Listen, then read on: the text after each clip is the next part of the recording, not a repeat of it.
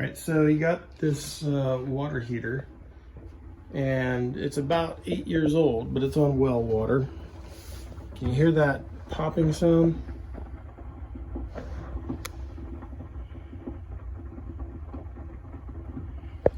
So a lot of the times you got buildup inside the bottom of the tank. The popping sound you're hearing is the heat heating up and popping the calcium deposits loose in there.